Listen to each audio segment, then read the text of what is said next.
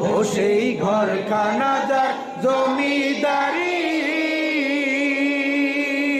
আমি পাই না তাহার হুকুমদারি আমি পাই না জমিদারের দেখা আমি পাই না জমিদারের দেখা দাদির দুঃখ কারে কই আমি তো সেই ঘরের মালিক নই নই রে আমি তো সেই ঘরের মালিক নই নই রে আমি তো সেই ঘরের মালিক নই পরের জায়গা পরে জমি ঘর বানায়া